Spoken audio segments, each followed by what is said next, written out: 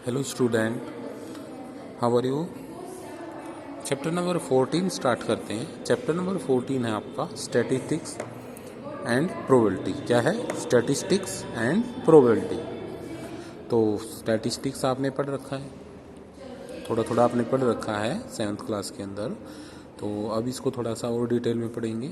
देखिए, फर्स्ट क्या होता है आपका, नेक्स्ट क्या है आपका पिक्टोग्राफ। ठीक है, इसके अंदर क्या होते हैं? पिक्टोग्राफ। पिक्टोग्राफ आपने पढ़ रखा है। जो हम डाटा होता है हमारे पास, जो डाटा है, जो इन्फॉर्मेशन है, उसको हम रिप्रेजेंट करते हैं सिंबल्स का यूज करके। ठीक है, यूजिंग सिंबल, सिंबल का यूज करके। The pictorial representation of data using symbols is known as pictograph. ठीक है, जो आपके डाटा है, जो आपके पास इंफॉर्मेशन है, उसको हम सिंबल्स का यूज करके रिप्रेजेंट करते हैं। उसको क्या बोल देते हैं हम? क्या बोल देते हैं बच्चों? पिक्टोग्राफ। ओके, जैसे कि इसमें दिखाया गया है, ये सिंबल है, ये स्माइल वाले सिंबल, इनका यूज करके हम रिप्रेजेंट कर देते हैं अपने डाटा। ठीक है, नेक्स्ट देखिए, नेक्स्ट है आपका bar graph. Next is the bar graph. The information display using rectangle bar of uniform width is known as bar graph. ठीक है, जो विड्थ है वो यूनिफॉर्म होती है आपकी रेक्टेंगुलर बार की, और उसकी लेंथ चेंज होती रहती है, कभी बड़ी लेंथ आ गई, कभी छोटी आ गई। ठीक है, तो उसको क्या बोलते हैं? बार ग्राफ, जिसमें हम रेक्टेंगुलर बार का यूज करते हैं इंफॉर्मेशन को शो करने के लिए। Okay, look at this graph. ये देखो, ये एक रेक्टेंगुलर शेप का यूज करते हैं। ये छोटे है, ये बड़ी है, सॉरी ये बड़ी है, ये छोटी है, फिर ये और बड़ी आ गई, फिर ये छोटी आ गई, फिर ये छोटी आ गई। ठीक है, लेकिन सभी की जो विड्थ है वो सेम होती है, सभी की विड्थ जो है वो सेम होती है। ठीक है, ये होता है आपका बार ग्राफ। नेक्स्ट है आपका डबल बार ग्राफ। क्या है डबल बार ग्राफ?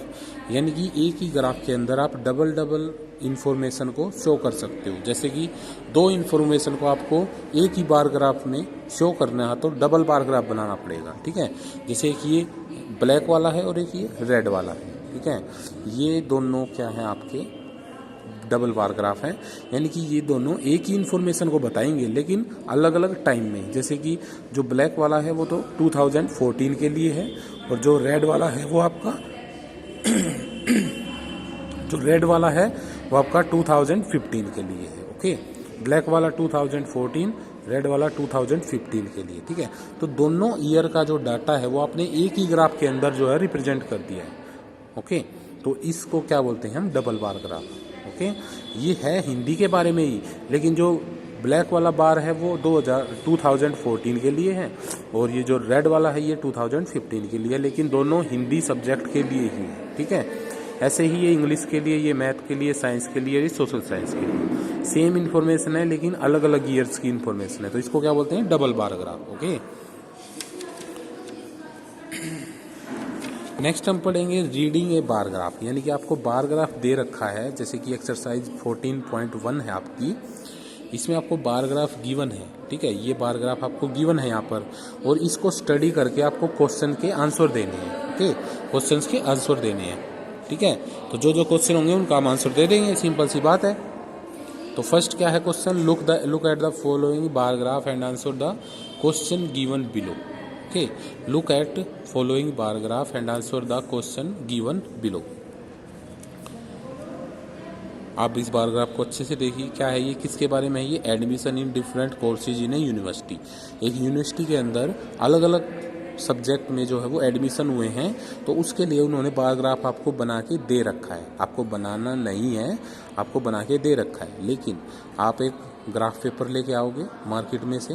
ठीक है, और ये बिल्कुल सेम टू सेम ग्राफ आपको इसको देखकर उस पेपर पर बनाना है। ठीक है, फिर वो पेपर आप कट करके और अपनी नोटबुक पर ऊपर चिपका दोगे। जैसे कि यहाँ से क्वेश्चन स्टार्ट हो रहा है। ओके, देखो, जैसे ये आपकी नोटबुक है, दिखाई दे रही है, ये आपकी नोटबुक है, तो आपका क्वेश्चन यहाँ से स्टार्ट होगा। मान लो यहाँ से क्वेश्चन स्टार्ट होगा, क्वेश्चन नंबर 1, तो आप यहाँ पे उस बार ग्राफ को पेपर पर बनाकर, मार्केट से मिल जाएगा, उसको बोल देना कि ग्राफ पेपर दे दो। कैसा?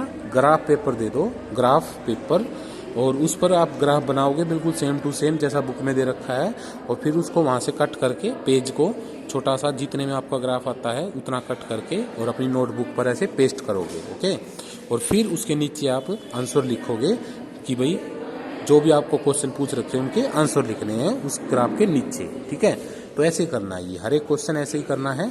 ऊपर आप बार ग्राफ चिपकाओगे, नीचे क्वेश्चन के आंसर लिखोगे। ठीक है, तो इसको स्टडी करते हैं। देखिए, ये admission in different courses in A university, इस तरफ क्या है आपका एडमिशन और इस तरफ क्या है आपका कोर्सेज। ठीक है, तो ये सोशियोलॉजी के लिए, फिजिक्स के लिए, इकोनॉमिक्स के लिए, अकाउंटेंसी के लिए और ये केमिस्ट्री के लिए। ठीक है, तो जितनी लंबी ये बार ग्राफ होगी, जितना लंबा ये ग्राफ जाएगा ऊपर तक, वो ही क्या हो गए 200। देखो जैसे कि ये यहाँ पर जा रहा है तो इसकी बिल्कुल सीधा देखेंगे इधर 200, तो ये 200 क्या है एडमिशन है आपके, कि भाई सोशियोलॉजी में टोटल कितने एडमिशन हुए हैं, 200 एडमिशन हुए हैं।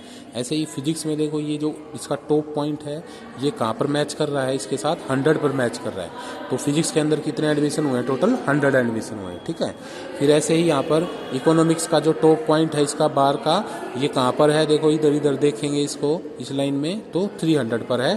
तो ये 300 जो एडमिशन हुए हैं इकोनॉमिक्स में। ऐसे ही अकाउंटेंसी का जो टॉप पॉइंट है वो यहाँ पर है, उसको ऐसे देखेंगे इधर, तो ये 400, टोटल 400 एडमिशन हुए हैं। एंड द केमिस्ट्री का देखिए, ये इसका टॉप पॉइंट ये है, तो केमिस्ट्री में टोटल कितने एडमिशन हुए हैं, 200 एडमिशन हुए। ठीक है, तो इस तरह से मैंने जो क्वेश्चन पूछ रखे हैं उनका हम आंसर देंगे यहाँ पर। नेक्स्ट क्या क्वेश्चन आपका, which courses is the most popular. ठीक है, फर्स्ट क्वेश्चन क्या है,